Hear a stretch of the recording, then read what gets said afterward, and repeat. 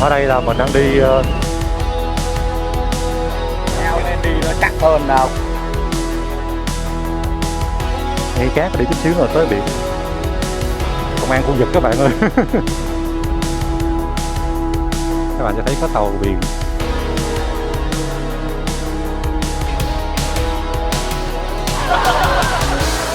Hello các bạn ơi.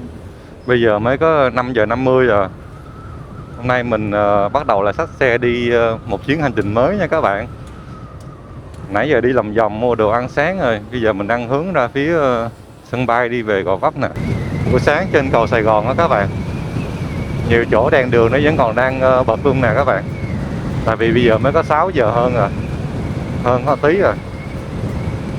Ở xa những ánh rạng đông đang bắt đầu ló dần của mặt trời. Hồi xưa cứ mỗi lần mình nghĩ đi tới cầu Sài Gòn thấy nó xa xôi lắm các bạn.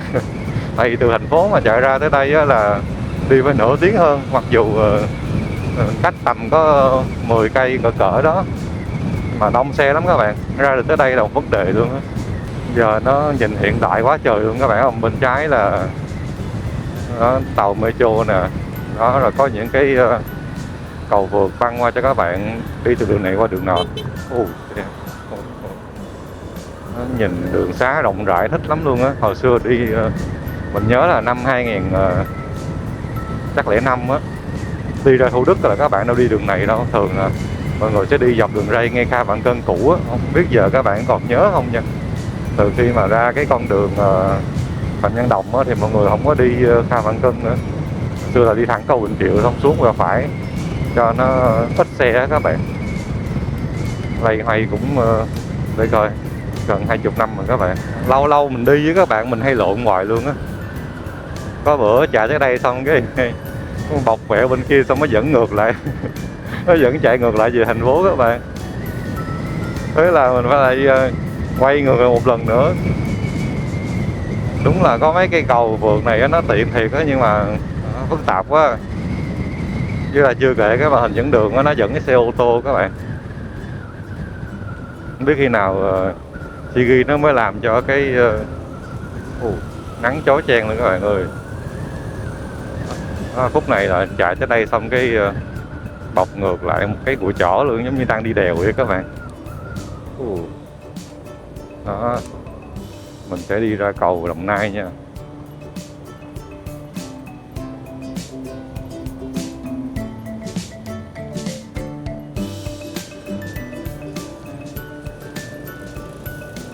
Đi cầu Đồng Nai là các bạn đi thẳng lên hướng bên này nè, còn rẽ phải là không phải luôn.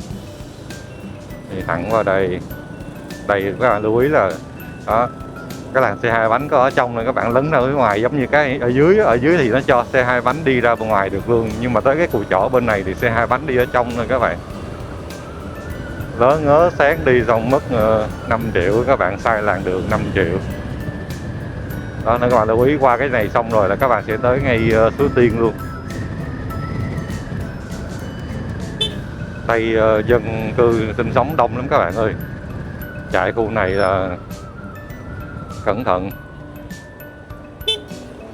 Nhiều khi trong đó trong lề người ta chạy ngược chiều, hoặc là người ta bán buôn đông lắm các bạn. Các bạn thấy không? Kinh khủng rồi. Mấy chiếc luôn chứ phải một chiếc nữa. Đó, đi qua đây xong các bạn tới Suối Tiên luôn. Thì chứ mình là người thành phố Hồ Chí Minh đó các bạn, người Sài Gòn á, mà mình chưa đi Suối Tiên bao giờ luôn các bạn. Rồi cảm giác đi nó mỏi chân nó quải, qua trời xe rồi. Cảm giác nó rộng nó bự đi nó quải các bạn, mình không thích đi bộ, mình thích đi xe à.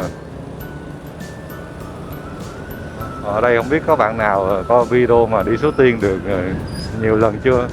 Hãy để lại bình luận bên dưới coi là ở đây có gì hay hấp dẫn, không biết đâu mình làm chuyến vlog vô đây các bạn. Giờ không biết có muộn màng không. Đi xuyên qua được các bạn. Giờ là phải đi vòng nữa, tính quay cho các bạn, cuối cùng đi vòng tiếp luôn các bạn. Biết gì đã đi Phạm Văn Đồng. Này thấy con cá được đi du lịch nè các bạn. Mình đi dọc đường mình thấy nhiều con lắm, nhưng mà cá thì mới thấy đẹp các bạn ha. Nhớ là đang ở Long Thành đó các bạn. Phước Thái Long Thành nha. Sáng giờ mình đi tầm 2 tiếng rồi. 2 tiếng mà đi mới có 80 cây số à, khá chậm các bạn ơi. Tại vì quốc lộ 51 á, nhiều chỗ làm đường lắm. Tầm 50 cây nữa mình mới tới được điểm check-in đầu tiên của mình đó các bạn. Giờ chuẩn bị tập trung trả tiếp thôi. Tại vì đường này á, các bạn lưu ý là đi chỉ có làn trong mà. Rẽ tay phải là đi đảo Long Sơn đó các bạn. Thường nếu mà mình đi Vũng Tàu á, mình sẽ quẹo bên Long Sơn mình đi cho nó nhanh mà nó vắng với lại nó mát các bạn. Nhưng mà hôm sau tí nữa đi về dọc đường á mình sẽ ghé qua review cho các bạn nha. Ở đây có một số cái cũng đặc biệt và đặc sắc lắm. Bây giờ mình sẽ đi thẳng qua hướng Bà Rịa. Bà Rịa để mình đi qua bên Long Hải. Chắc cũng còn hai mấy cây, 20 cây á các bạn, nhanh lắm. Tính ra là sáng giờ mình đi được 2 tiếng rưỡi rồi đó. Ra tới đây là các bạn thấy cái không khí rồi cái cảnh quan các bạn, nó cũng có hơi hướng chill chill rồi các bạn ơi. Chứ chạy nãy giờ trong thành phố toàn xe cộ áp lực quá. Các bạn nào có mua đồ ăn hải sản rồi quà lưu niệm các bạn có thể ghé đây. Trung tâm thương mại Bà Rịa. Bây giờ ngay chỗ này nếu mà bình thường thì mình sẽ đi hướng bên tay phải để mình đi Vũng Tàu. Còn bây giờ mình sẽ đi qua hướng bên tay trái để mình về Long Hải. Thật ra thì Vũng Tàu mình nghĩ chắc các bạn cũng ai cũng quen biết, cũng đi rất là nhiều lần rồi chứ không phải là mới đâu. Nhưng mà thật sự nếu mà nói về đi du lịch nghỉ dưỡng á, thì mình vẫn đánh giá cao những khu vùng ven hơn các bạn ơi. Vì Vũng Tàu bây giờ quá tải rồi. Các bạn đi mà các bạn thấy cái cảnh mà đông đúc chen chúc này, rồi tắm biển người san sát này, mình tắm mình từ để mình qua cái bùng binh các bạn. Đông quá trời đông luôn cho nên là thật sự mình cũng không thích nữa. Ý ở đây chạy được xe máy chạy được 2 làn các bạn ơi. Đi 100 cây số rồi bây giờ mới được thỏa mãn chạy ở giữa cho nó thoải mái các bạn. Sáng giờ chạy quốc lộ 51 gồng quá trời gồng luôn. Quay đi Nha Trang với lại đi Vĩnh Thi là ngày 7 với ngày 8 tháng 2 á. Còn bây giờ là các bạn thấy đó, ngày 9 rồi. 1 tháng rồi đâu ít đâu. Ăn Tết xong mình sợ mập lên ký thì đi không nổi các bạn. Nên phải đi xách xe lên đi tập luyện nè. Đi hardcore chút xíu cho cơ thể nó khỏe mạnh. Tính ra sáng giờ mình đi cũng cho gần 3 tiếng rồi đó. Thấy cũng ổn, khỏe mà. Đây nếu các bạn đi Hồ Tràm sẽ rẽ trái nha. Còn đi Long Hải thì sẽ rẽ bên tay phải này nè. Phải đường Hùng Dương này các bạn. Các bạn thấy không? Rộng rãi, thoáng mát, sạch sẽ không? Đây có trung học cơ sở Nguyễn Công Trứ luôn nè. Ôi ngược chiều. Trường tiểu học Chu Văn An. Ở đây có 2-3 cái trường luôn. Đây Phạm Ngũ Lão. Sao trường nhiều vậy? Mình sẽ rẽ trái qua đường này. Thì mình nhớ con đường này nó song song với biển, đúng rồi các bạn. Nó song song với lại biển á.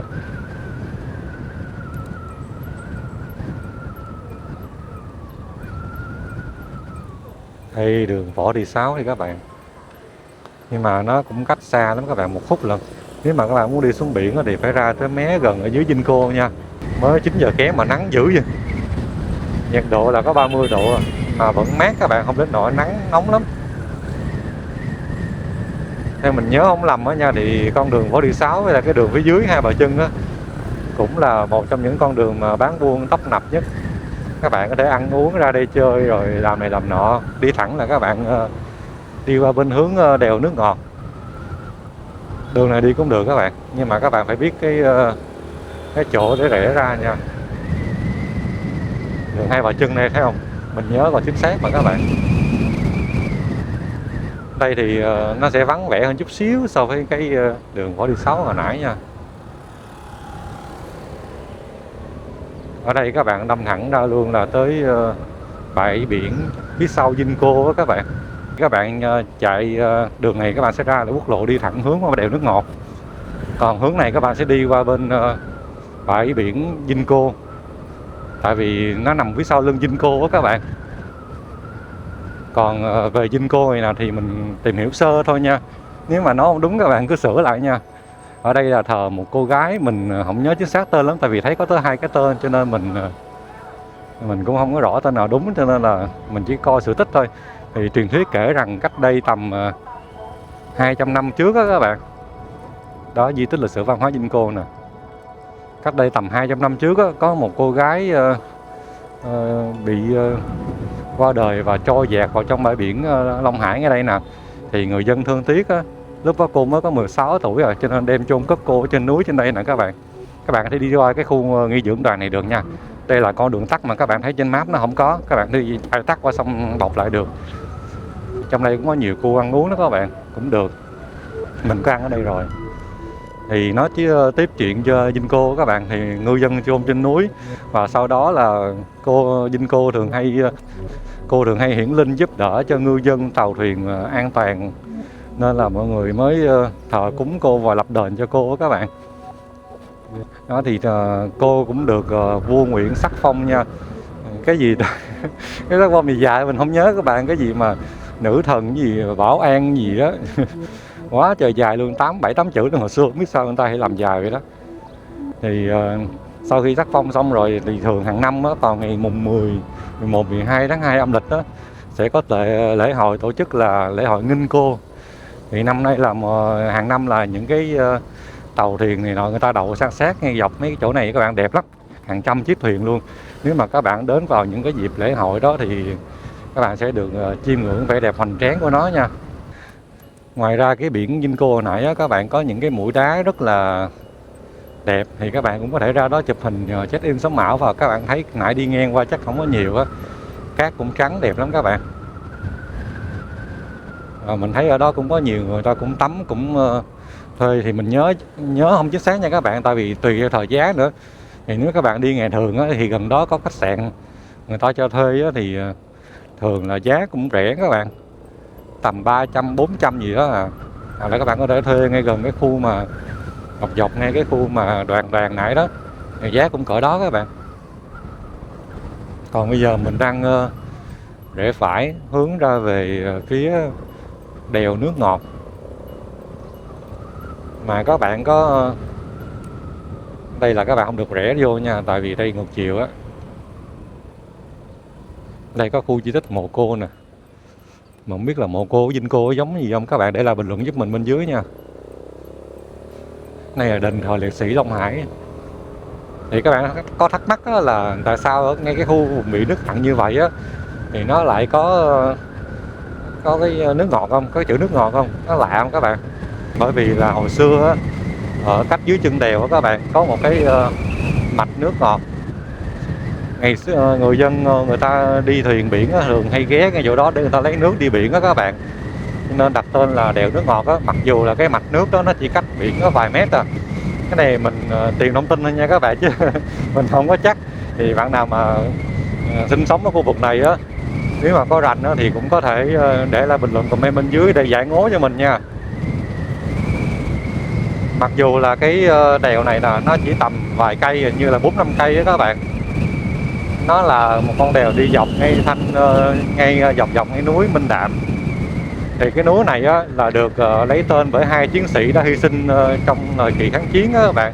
Đó là Bùi Công Minh và Mạc Thanh Đạm.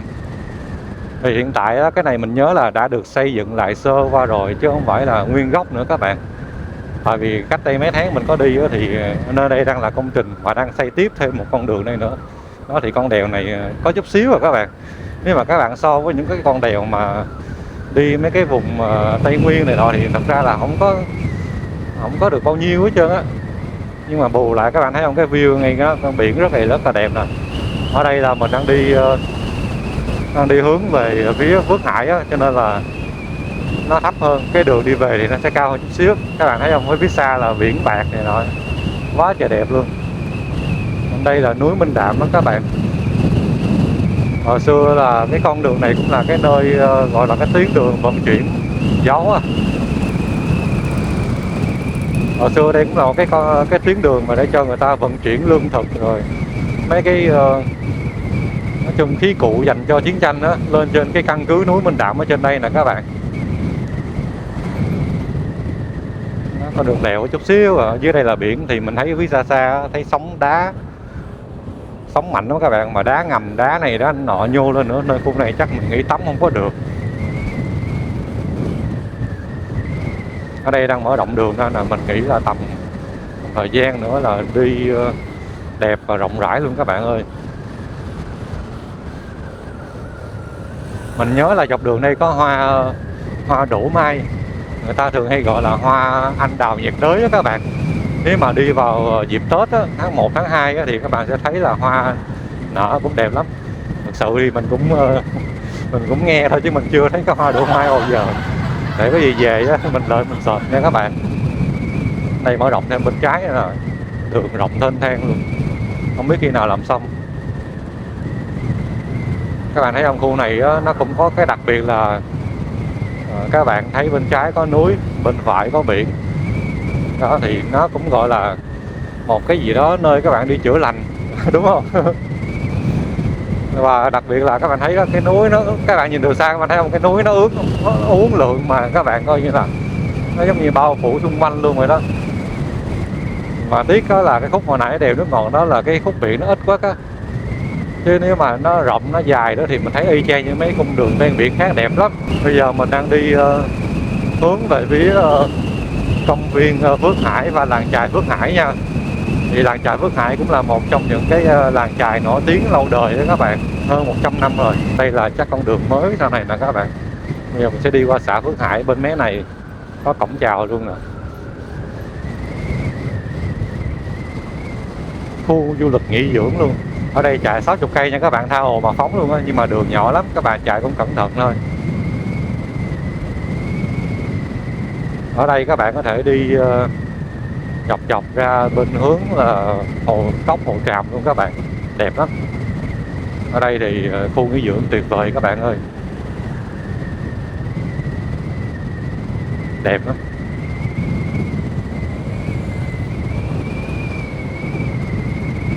Này chắc Vĩ Dạ Villa Trân Châu Beach. Ở đây người ta đặt là bãi biển Trân Châu nè. Chút nữa mình cũng sẽ ghé qua bên một cái bãi biển nữa cũng đẹp lắm. Đây người ta quy hoạch lại trồng cây này cây nọ cho nó đẹp, nhìn nó khá là chill các bạn. Từ đây qua Hồ Tràm là 23 cây. Hoàng Phúc Villa, trời quá trời luôn các bạn ơi, có lan rừng resort luôn, restaurant, trời ơi, outdoor luôn, quá trời. Mình đi phục bụi mà đâu có vô mấy khu này làm gì. Đường đây có cây cối nên cũng khá mát mẻ. Phía trên kia mới nắng các bạn.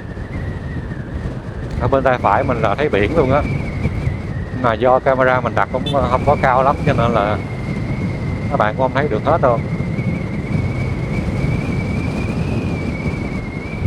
Ồ, bị che rồi. Ở đây là hết 60 cây nha các bạn, chạy 50 cây số 1 giờ thôi.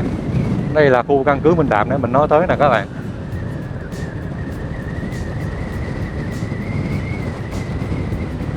Ở đây có một cái resort đang xây nữa cho nên là nó che lại hết rồi, mất đi cái tầm nhìn của biển, cũng khá tiếc ha. Quảng trường Phước Hải nha, đây cũng là một trong những cái nơi là có tầm nhìn thoáng mát nhất, nhưng là trước khi mà người ta có những cái gian hàng này các bạn. Ở đây như đang có hội chợ gì đó cho nên là 4 giờ chiều á là các bạn sẽ thấy có những cái gian hàng nướng hàu biển này nọ gì đó. Các bạn biết không, ở đây là gọi là thủ phủ hàu mà các bạn. Ở đây các bạn có thể ra chụp hình check-in sống ảo nè. Nếu mà các bạn mà đi vào những dịp sáng sớm á, sẽ có thuyền thúng người ta đậu trên bờ cát nè. Người ta giao dịch những cái con cá vừa mới đánh bắt về, cá khoai, cá trích nè, đó nhiều cái lắm, hoặc là những con mực lá các bạn, nó còn tươi luôn á. Và đặc biệt là ở đây là những cái thuyền thúng này là thuyền thúng mang đặc trưng của miền Trung và Nam Trung Bộ nha các bạn. Có một cái làng chài phía dưới nữa, nhiều thuyền thúng đó các bạn. Thì làng chài Phước Hải đó mình có nói, chút nữa mình sẽ kể thêm nha. Chợ này cũng có lâu đời lắm rồi nha các bạn, từ thế kỷ thứ 18 luôn á. Thực tế thì hồi xưa ở đây người ta chưa đặt tên Phước Hải mà người ta gọi đây là xóm lưới rê á, bởi vì người ta dùng lưới để người ta rê cá vào bờ nên đặt tên là xóm lưới rê. Thì sau này á, người ta đổi tên từ lưới rê thành hải chữ nha các bạn. Và đến thời vua Gia Long, đến thời vua Gia Long đó các bạn, thì người ta sát nhập hải chữ và Phước Điền vào thì nó mới có một cái tên gọi là Phước Hải như ngày nay đó các bạn. Đó thì tính ra là cái làng này cũng là rất là lâu đời và cũng như là cái chợ này luôn các bạn ơi.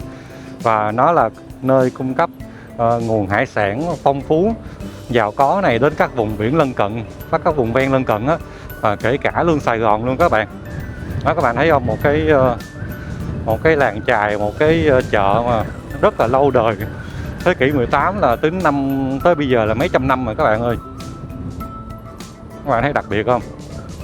Đó, cho nên khi mà đi du lịch các bạn cũng nên ghé qua đây tham quan và trải nghiệm.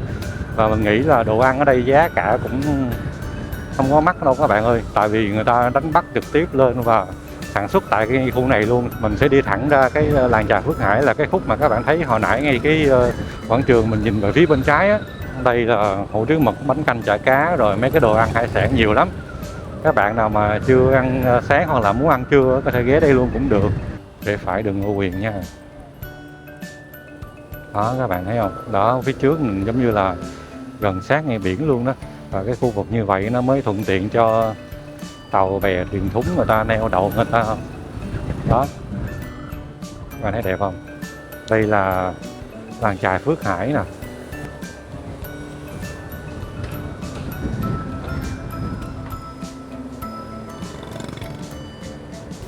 Đây để mình quay cho các bạn cảnh ở làng chài Phước Hải nha. Thì nó cũng tương tự như cái chỗ hồi nãy của cái quảng trường Phước Hải các bạn.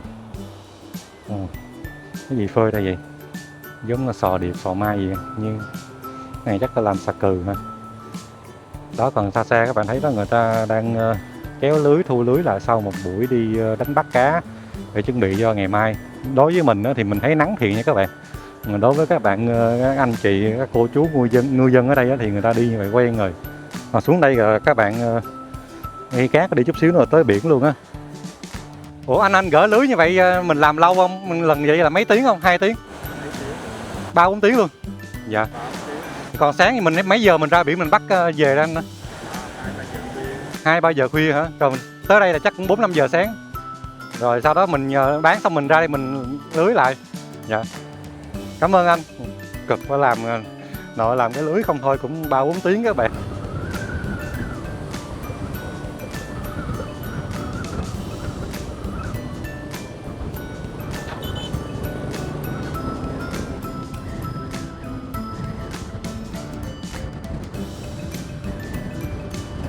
Bây giờ mình sẽ di chuyển tiếp qua bên bãi tắm Lộc An nha các bạn. Nghe nói bãi tắm đó khá là hoang sơ và mang nhiều vẻ đẹp của thiên nhiên các bạn. Ở đây gió mát lắm, 30 độ, 9 giờ 40 rồi mà mình mặc áo da vẫn thấy không, nó nóng lắm các bạn, cũng vừa thì khổ quá, ai kêu cái tọt thích lên hình cho đẹp chi. Các bạn thấy mình cực không? Mặc áo da vậy không? Hãy ủng hộ mình một like, một comment, một subscribe nha các bạn ơi. Đi quay vlog khổ lắm các bạn ơi. Nãy mình có nhắc lại đó là ở đây là nổi tiếng về hàu sữa các bạn. Thì ở đây là thủ phủ của hàu mà, cho nên là các bạn mà có thèm hàu thì có thể ra đây các bạn tham quan, các bạn vừa được ăn uống trải nghiệm này nọ nữa, mà giá cả rẻ, ok đúng không các bạn? Tới đây là hết rồi nha. Mình sẽ quẹo ở bên này. Đó, thuyền thúng đó các bạn ơi. Các bạn thấy đẹp không?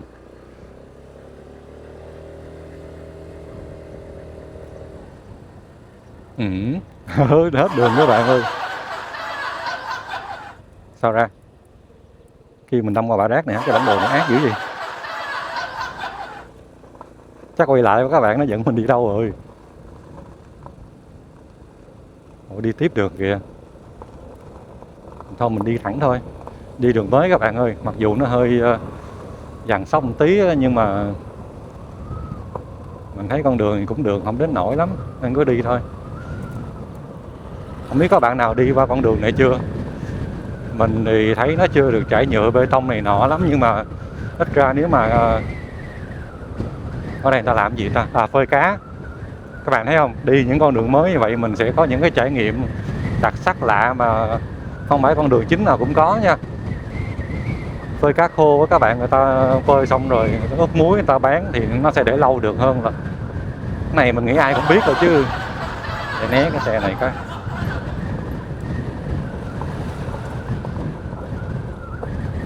Không biết là có ra được hay không, hay là nó dẫn mình đi vô con đường cụt các bạn.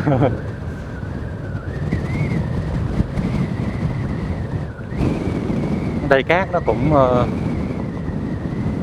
thấy nó không có được trắng như là bên Vĩnh Hy các bạn. Cát Vĩnh Hy thì mình nhớ là nó trắng lắm nha các bạn. Và mình có đọc ở đâu đó thông tin đó là cát Vĩnh Hy là chế tạo thủy tinh là tuyệt vời nhất luôn các bạn. Tại vì cái màu sắc của nó, ở đây có cái hotel luôn kìa. Cái màu sắc của nó các bạn, nó trắng trong sẵn rồi, các bạn không cần phải xử lý qua hóa chất gì hết. Giống như là các bạn lấy cát như là bên Mũi Né đi thì cái màu nó ra là sẽ ra cái màu đỏ hay màu nâu các bạn. Còn riêng cát Vĩnh Hy thì quá tuyệt vời rồi các bạn ơi. Còn cát này thì mình thấy nó cũng ở mức được. Chết cha, nó dẫn mình vô trong cái cái chỗ này là chỗ nào chứ các bạn? Đi tiếp hay là quay về đây? Cứ đi tiếp đi. Là ông con trai mà sợ cái gì đúng không các bạn? Đây đi dọc dọc mình thấy vẫn có biển ở phía trước nè. Nhưng người ta có mấy cái ống dẫn nước biển vô mấy cái khu gì hả? Có cái ống đó các bạn, đúng không ta? Chút nữa là rẽ phải ra rồi nè các bạn. Hy vọng nó không dẫn mình đi đường cụt xong cái mình ngó bên kia cái mình phải quay lại các bạn. Tình huống đó thiệt luôn, chắc dở khóc dở cười luôn á. Google Maps hay có mấy cái trò đó lắm. Mà mình thấy có người ta đi ngược ra thì chắc có đường đi vô đó các bạn, không đến nổi đâu. Bây giờ nó bụi dằn sóc thôi. Xuyên qua khu kia tí xong cái quẹo gắt cùi chỏ bên phải một cái. Chà. Đây có đường nhựa nè các bạn, vậy là có đường đi mà. Làm nãy giờ mình cứ lo lắng. Đây, tới đường nhựa rồi. Tới luôn. Giờ đi đường nha các bạn đừng nghĩ mình gạt các bạn nha. Các bạn nào có đi thì cứ đi thử đi. Nó hơi vắng tí mà các bạn phải cẩn thận. Ấp văn hóa An Điền nè các bạn. Đi hướng này. Ở đây có đàn, các bạn đi theo cái hướng nè. Đó, những cái hướng mà có resort có này có nọ là nó đó. Đường vô thấy cũng vắng vẻ mát mẻ. Không biết có đường khác không, hình như mình thấy bản đồ là không có nha. Có vô đường này thôi à.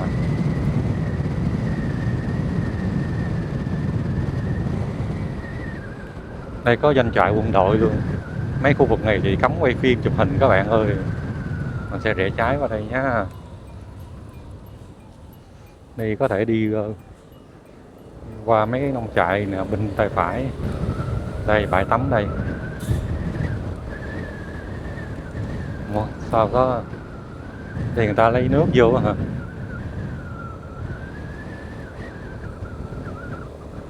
Thấy có một số bạn đang check in chụp hình nè. Hình như tới đây là không có đi xe được nữa nha.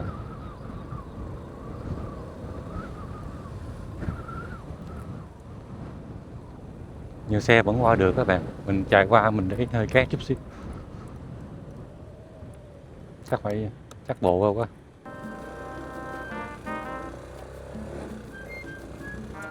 Tắt cho nó xanh đừng cho luôn. Đó các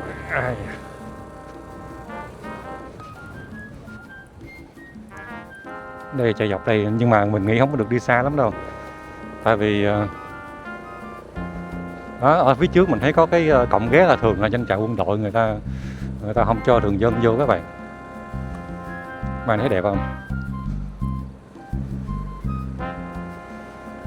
Ở đây vắng hoe à các bạn ơi. Chụp hình check in sống ảo quá ok.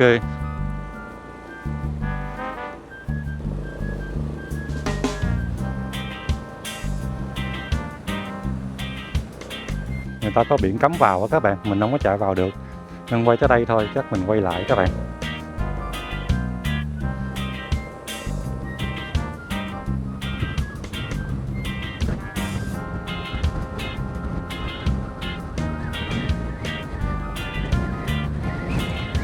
Đây gió lắm nha. Nãy mình thấy mém tí ngã camera của mình luôn đó các bạn ơi.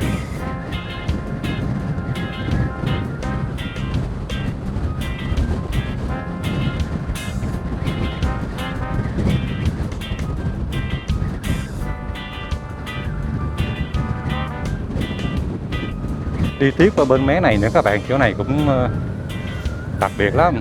Tí nữa các bạn biết nha.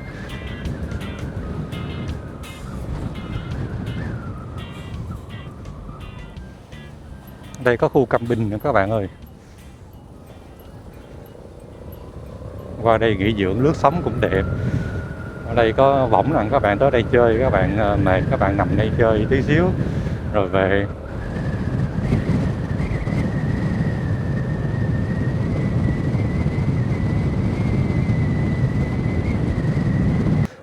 Hồi nãy ở bãi tắm đó mình thấy có một số người ta đi xe 4 bánh vô, cái người ta tắm rửa rồi để đồ đạc trên xe luôn đó các bạn, cũng tiện ha.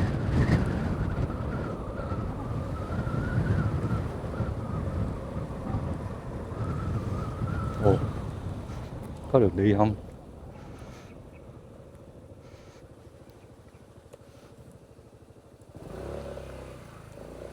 Này chắc nhà người ta chứ hả? Ủa đâu phải đâu. Đi đường cảm giác giống như vô nhà người ta quá vậy. Qua cái cầu này sao qua? Cao quá các bạn ơi. Mà dẫn bột lên các bạn, qua sợ nó bị cạ vô cái gầm xe.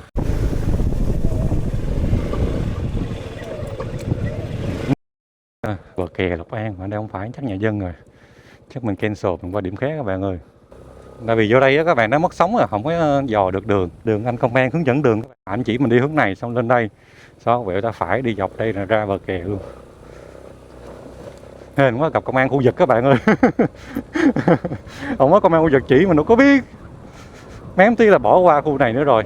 Hy vọng là tới bờ kè.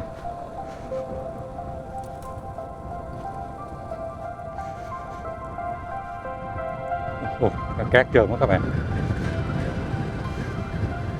Đây. Giờ là mình thấy nóng rồi đó các bạn. 31 độ. Dọc đây là bờ kè luôn nè.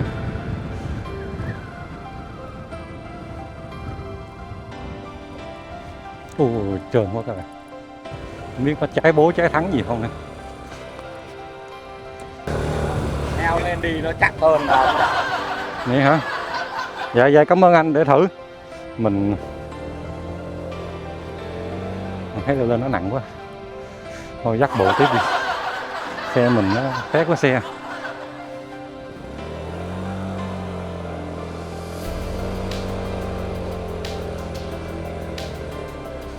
Xe mình nó khác với xe của người ta các bạn.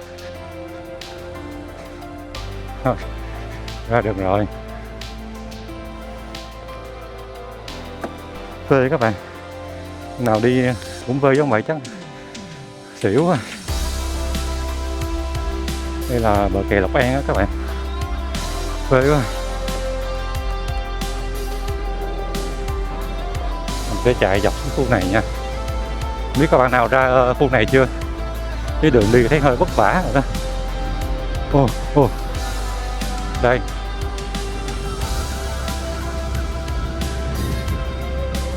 Lại cát nữa các bạn ơi. Phê quá. Đi mấy con cá này cũng vãi thì. Nhưng mà ra đây đẹp các bạn.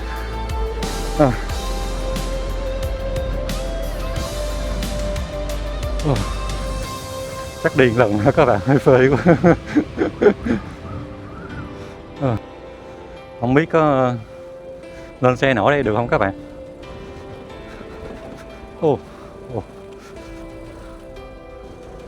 Cái này nó có chút xíu rồi các bạn, nhưng mà nhìn cũng lạ độc đẹp. Nếu mà so ra bãi đá ông Địa thì mình thích chỗ này hơn nha các bạn. Đó, các bạn thấy đẹp không? Đó. Các bạn thấy sao? Đẹp lắm các bạn.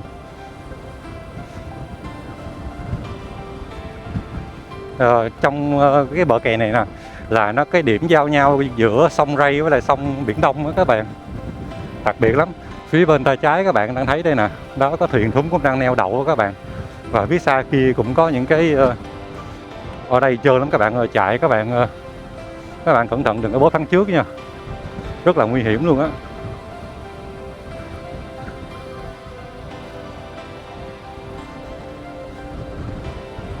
Đó các bạn thấy không, những bãi đá này mình thấy nó đẹp hơn so với là chỗ bãi đá ông địa là đá nhân tạo.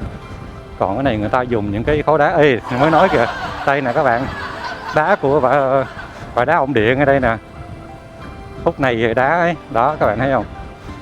Ở đây người ta ra chắc câu này câu nọ đó các bạn, và ra tới đây là mình thấy giống như là ra tới cái điểm cuối rồi đó.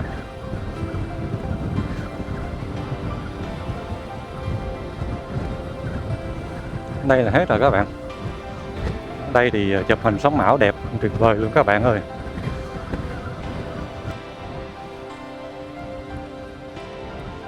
Ủa anh ở đây mình câu gì anh?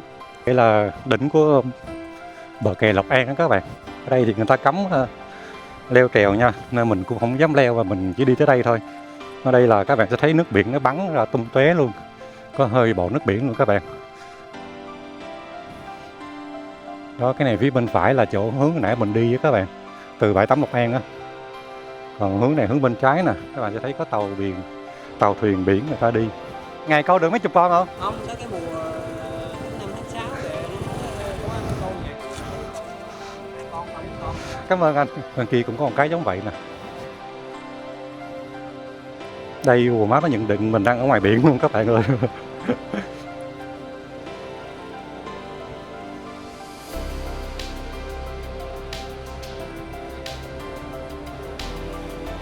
Mà anh thấy đẹp không? Ở đây nếu các bạn đi tầm chiều á, mình nghĩ mát đẹp lắm, hoặc là sáng sớm á, chứ đi giống như mình 10 giờ hơn tí nắng nóng quá trời nóng luôn. Đó, bên hướng trái này là bãi biển Lộc An đó các bạn, chỗ nào mình có ghé qua á.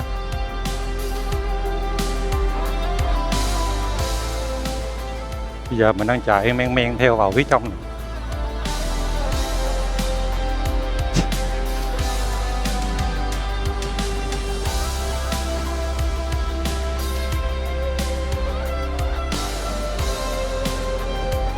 Wow.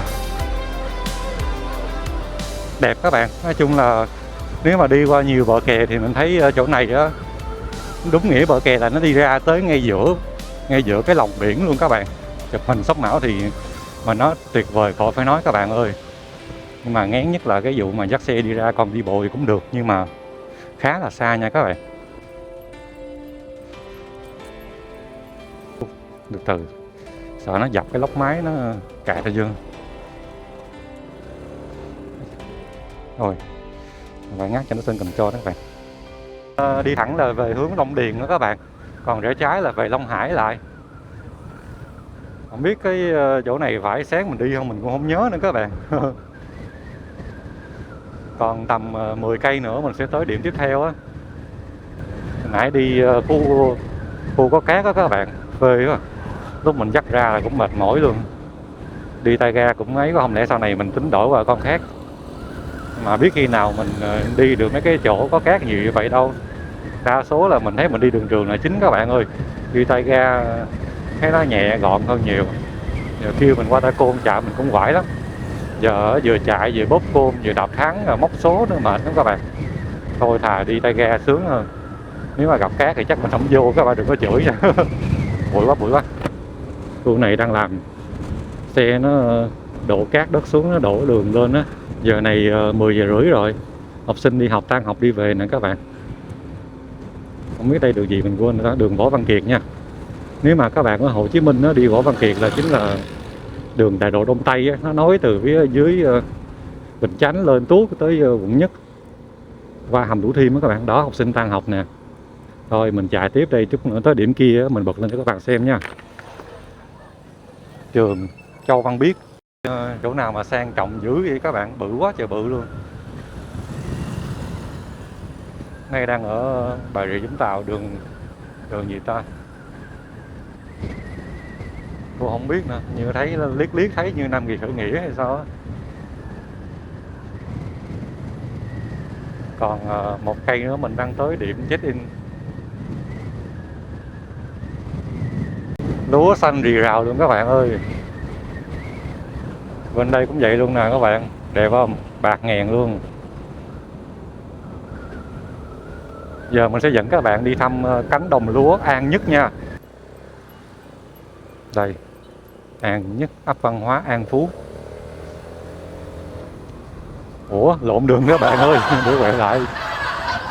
Quẹo cái khúc này nha. Sao nhìn giống như điểm tham quan dữ rồi.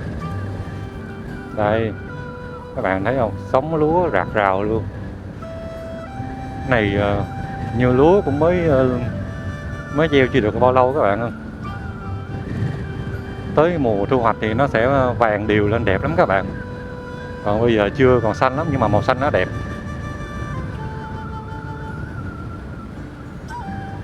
Đây buổi chiều á các bạn, mình nhớ là có bán buôn này nọ, ăn uống cũng tấp nập lắm. Vịt nè, quá trời luôn, đây giống một trang trại nuôi vịt các bạn. Nuôi một ao vịt luôn.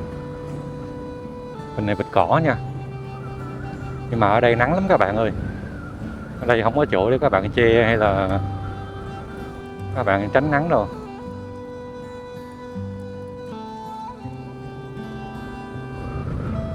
Mình đang trên đường đi vòng ra lại nhưng mà hướng khác đó các bạn.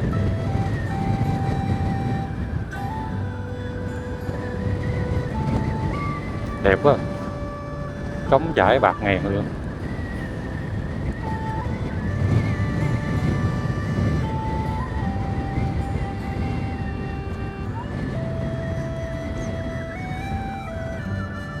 Còn bên phải này thì có vẻ hơi hướng thành thị chút xíu các bạn thấy không? Có xe cộ, nhà cửa, chạy này nọ. Bên đây thì mình thích hơn, nhìn nó thiên nhiên, nó hoang dã hơn các bạn. Xa xa cũng có nhà dân sinh sống nhưng mà nó hoang sơ. Các bạn thấy đẹp không?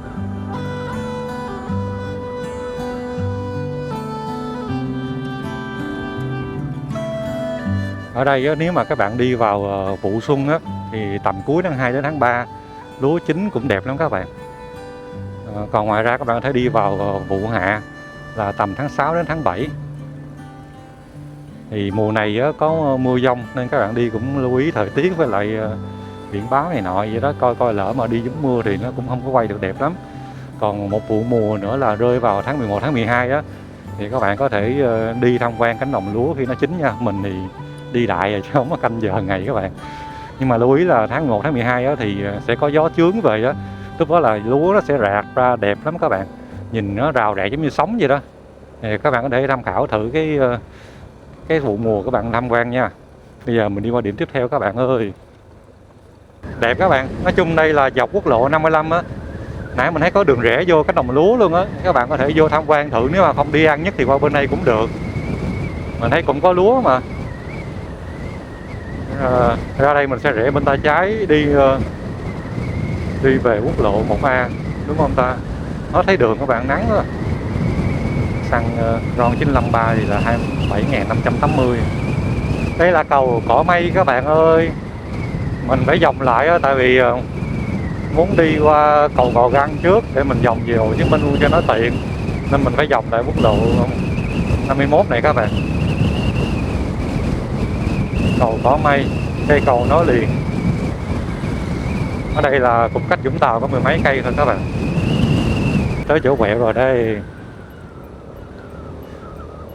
Hồi nãy cái chỗ mình đổ xăng đó các bạn, chính là cầu sông Vinh á.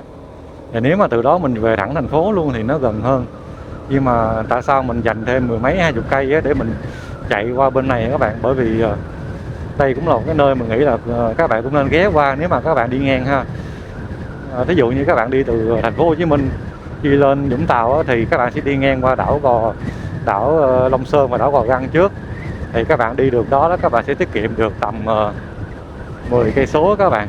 10 cây số mặc dù không có nhiều, nhưng mà cái thứ hai nữa là các bạn nhận được đó chính là đường nó vắng vẻ, nó sẽ đỡ xe tải, xe này nọ, xe công nhiều hơn các bạn. đi cũng ok lắm nha. Rồi thứ ba là mình thấy cảnh nó sẽ đẹp hơn, tại vì các bạn đi qua hai cái đảo á, hay người ta gọi là Cù Lao á các bạn, nó cũng sẽ có phong cảnh đẹp cho các bạn check in hơn đó. Thí dụ đây là cầu này là cầu Gò Găng nè. Nếu như mà hồi xưa chưa có cái cầu này á các bạn, thì cái hòn đảo Gò Găng này là bị lãng quên và người ta rất ít khi mà đặt chân đến. Tại vì các bạn tưởng tượng đi, các bạn đi vòng như trong đây xong các bạn tới đây các bạn không có qua đây được, không đi Vũng Tàu được, thì các bạn phải đi ngược lại, nó giống như đi đường vòng vậy các bạn. Thành ra hòn đảo này bị lãng quên và hầu như ít ai đi tới. Nếu các bạn muốn qua đây thì các bạn sẽ đi đò đó, bạn thấy không.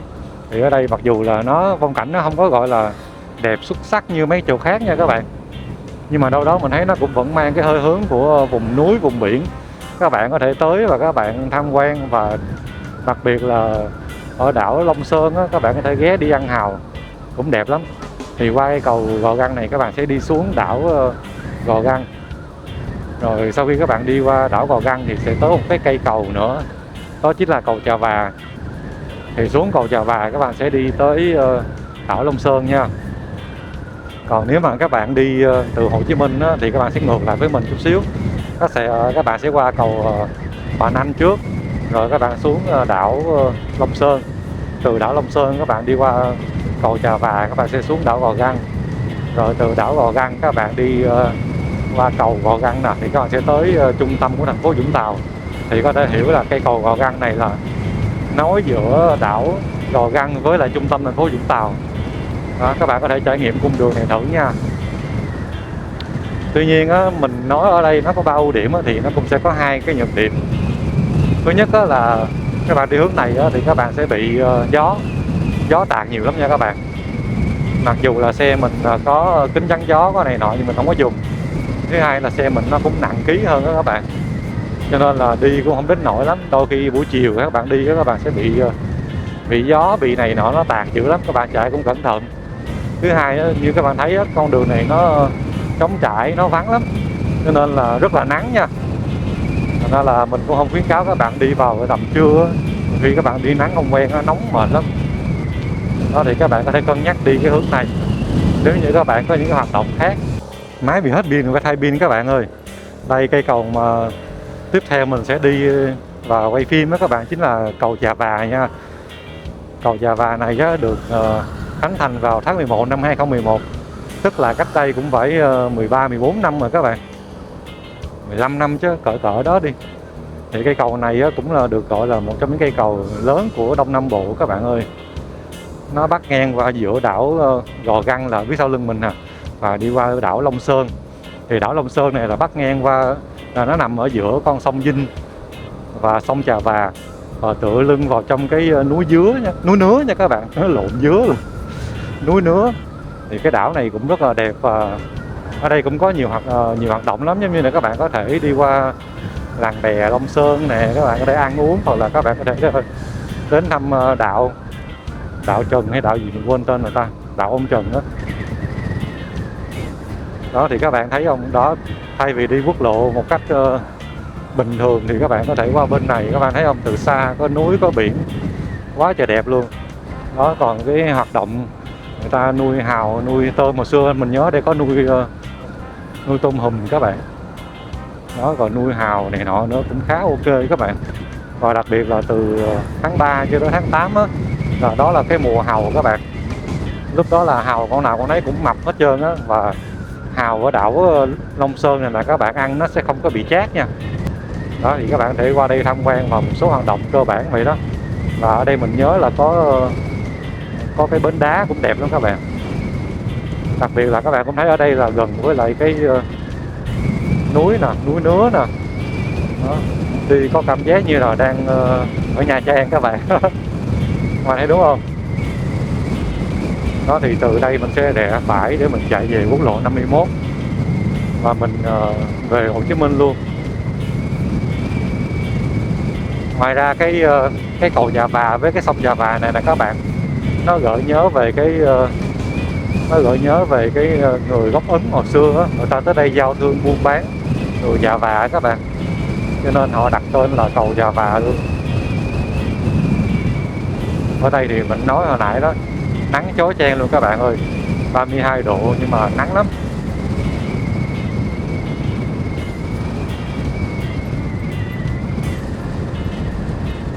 mình sẽ rẽ phải bên hướng này.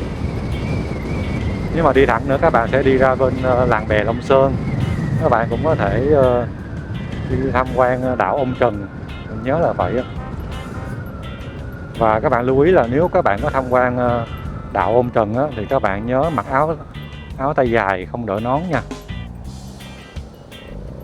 Và bên đạo họ nói chung là kỹ tính và các bạn về phong cách ăn mặc á, đó thì mặc áo tay dài, quần dài. Bên đạo đó thì mình nhớ là họ mặc áo bà ba đen nè, đầu đội tóc búi và trọng nhân lễ nghĩa trí tính. Thì mình thấy cái này nó tương tự như là nho giáo bên Trung Quốc đó các bạn. Đây là thôn Long Sơn, xã Long Sơn các bạn. Ở đây thì cũng có những cái nơi bán buôn hào này họ, các bạn có thể tham quan, các bạn có thể ghé mua ăn. Về địa phận Đồng Nai ơi, nãy mình ăn trưa luôn rồi các bạn ơi, tranh thủ đi về thôi. Nói chung hôm nay KPI là làm sao về tới thành phố tầm 3:30, nên các bạn thấy mình chạy cũng vừa vừa thôi hả. Mà đi không có mệt các bạn, giống như mình đi quen rồi đó. Mà chắc ra đường này không có gì để mà quay cho các bạn ơi. Còn cách Long Thành 15 cây số nữa, về tới đầu đường Phạm Văn Đồng rồi các bạn ơi. Mới có 1:30 à. Vậy là hôm nay mình đi từ 5:50 sáng cho tới còn tiếng nữa mình về tới nhà đi, tới 2:30. Tính ra đi cũng 8 tiếng các bạn, 8 tiếng mà tầm 240 cây á, cũng ok, đi được 6-7 chỗ luôn các bạn. Cảm ơn các bạn đã xem video và ủng hộ mình nha. Nhớ like, share và subscribe kênh của mình để xem những video tiếp theo nha các bạn ơi. Tạm biệt các bạn.